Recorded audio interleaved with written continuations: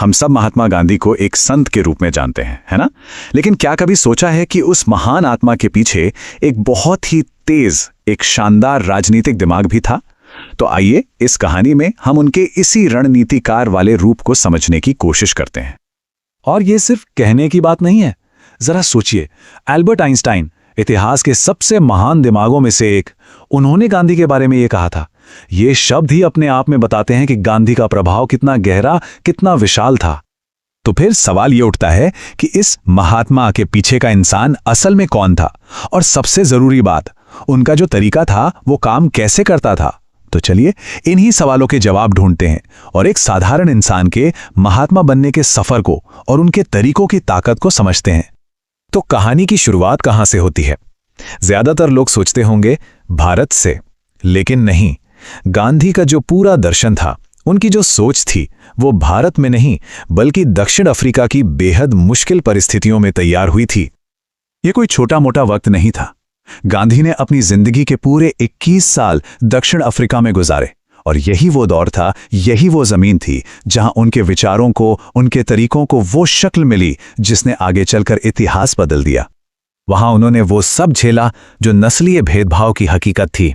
सोचिए, उन्हें first class train के डिब्बे से बाहर फेंक दिया गया, बग्गी में जमीन पर बैठने से मना किया तो पीटा गया, फुटपाथ पर चलने की वजह से नाली में धकेल दिया गया। इन्हीं अपमानों ने, इन्हीं जख्मों ने एक वकील को एक नागरिक अधिकार कार्यकर्ता में बदल दिया। ये सिर्फ उनका अपमान नहीं था, ये एक पूरी अन्यायपूर्ण व्यवस्था के खिलाफ विद्रोह की पहली चिंगारी थी। और इसी आग से जन्म हुआ सत्याग्रह का। ये कोई मामूली विरोध प्रदर्शन नहीं था।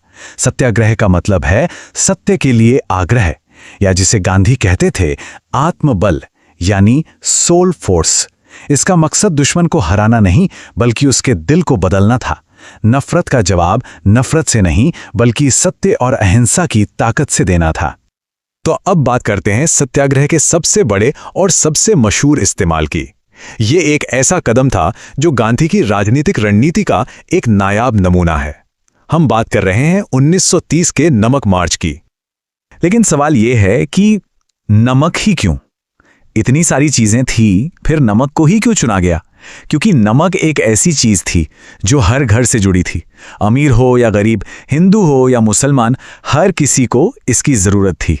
और इस पर टैक्स लगाना ब्रिटिश राज के अहंकार और अन्याय का सबसे सीधा, सबसे सरल प्रतीक बन गया। और ये मार्च कोई अचानक लिया गया फैसला बिल्कुल नहीं था। ये एक पूरी सोची समझी रणनीति थी। देखिए कैसे। पहले गांधी ने वाइसरॉय को एक चिट्ठी लिखी, एक अल्टीमेटम दिया, फिर अपने 78 साथियों के साथ एक लंबा मार्च शुरू किया। और जब वो समुद्र किनारे पहुंचे तो उन्होंने गैर कानूनी तरीके से नमक बनाकर पूरे देश में सविनय अवज्ञा की आग लगा दी। इसके बाद हुए धरसाना में अहिंसक छापे, और बस पूरी दुनिया का मीडिया भारत की तरफ देखने लगा। 241 मील, ये सिर्फ एक आंकड़ा नहीं है। जरा सोचिए, इतनी लंबी पैदल यात्रा। ये यात्रा अपने आप में एक संदेश थी, समर्पण का, संकल्प का, और उस विचार का जिसमें ब्रिटिश साम्राज्य की नींव हिला देने की ताकत थी। और इसका असर देखिए, 60,000 से भी ज्यादा लोगों को गिरफ्तार किया गया। यह संख्या बताती है कि गांधी की आवाज कहां तक पहुंची थी और कैसे यह आंदोलन एक व्यक्ति का नहीं बल्कि पूरे देश का आंदोलन बन चुका था। यहीं पर गांधी की रणनीति का असली कमाल दिखता है। जब धरसाना में निहत्थे प्रदर्शनकारियों पर लाठियां बरसीं तो वेब मिलर जैसे विदेशी पत्रकारों ने सब कुछ अपनी आंखों से देखा और दुनिया को बताया। गांधी ने अपनी अहिंसा को एक आईने की तरह इस्तेमाल किया जिसमें ब्रिटिश हुकूमत का हिंसक चेहरा साफ साफ नजर आ गया। तो इसका नतीजा क्या निकला? हाँ, यह सच है कि इसके फौरन बाद भारत आजाद नहीं हुआ, लेकिन ये एक बहुत बड़ी रणनीतिक जीत थी।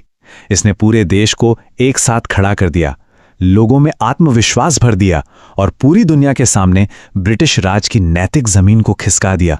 चलिए अब कहानी के आखिरी और सबसे जटिल दौर की तरफ बढ़ते हैं। आजादी के संघर्ष के जो अंतिम साल थे, वो जीत के साथ साथ एक बहुत बड़ी त्रासदी की भी कहानी है। एक ऐसा राजनीतिक संघर्ष था जिसे गांधी भी नहीं सुलझा सके। यह था आजाद भारत के भविष्य को लेकर दो बिल्कुल अलग नजरियों का टकराव। एक तरफ थी कांग्रेस और गांधी जो एक सेक्युलर, एकजुट भारत चाहते थे, और दूसरी तरफ थी मुस्लिम लीग जिसे डर था कि हिंदू बहुल भारत में मुसलमानों के अधिकार सुरक्षित नहीं रहेंगे और इसलिए वो एक अलग देश की मांग कर रहे थे। और फिर जो हुआ वो इतिहास की सबसे बड़ी त्रासदियों में से एक है। अगस्त 1947 में भारत आजाद तो हुआ, लेकिन बंटवारे के साथ लाखों लोग मारे गए। और विडंबना देखिए, गांधी जिन्होंने पूरी जिंदगी अहिंसा का पाठ पढ़ाया, वो इसी हिंसा को रोकने के लिए भूख हड़ताल कर रहे थे। और अंत में 30 जनवरी 1948 को शांति की अपील करने वाले उसी इंसान की हत्या कर दी गई। तो आज गांधी की मृत्यु के इतने दशकों बाद उनकी विरासत क्या है? ये एक ऐसा सवाल है जो आज भी प्रशंसा और तीखी बहसों को जन्म देता है। उनकी विरासत का एक पहलू तो बिल्कुल साफ है, दुनिया भर में न्याय के लिए लड़ने वाले आंदोलनों पर उनका गहरा असर। अमेरिका में मार्टिन लूथर किंग जूनियर हों, दक्षिण अफ्रीका में नेल्सन मंडेला या तिब्बत के दलाई लामा, इन सब ने गांधी के अहिंसक प्रतिरोध के रास्ते से प्रेरणा ली। लेकिन एक पूरी तस्वीर देखने के लिए उनकी विरासत के दूसरे पहलुओं को भी समझना जरूरी है। जहां एक तरफ उनके सत्याग्रह और सभी धर्मों को साथ लेकर चलने के विचार की आज भी मिसाल दी जाती है, वहीं आज उनके कुछ विचारों पर सवाल भी उठाए जाते हैं। जैसे दक्षिण अफ्रीका में उनके शुरुआती लेख या उनके निजी जीवन के कुछ प्रयोग, ये सब आज की दुनिया में आलोचना का विषय है। और ये सब हमें आज एक बहुत ही जरूरी सवाल पर लाके खड़ा कर देता है। आज की दुनिया को देखिए, जहां चारों तरफ संघर्ष है, ध्रुवीकरण है, नफरत है। ऐसे में क्या गांधी का वो आत्मबल का रास्ता, वो सोल फोर्स का सिद्धांत पहले से कहीं ज्यादा जरूरी हो गया है? ये एक ऐसा सवाल है जिसका जवाब हम सबको मिलकर खोजना होगा।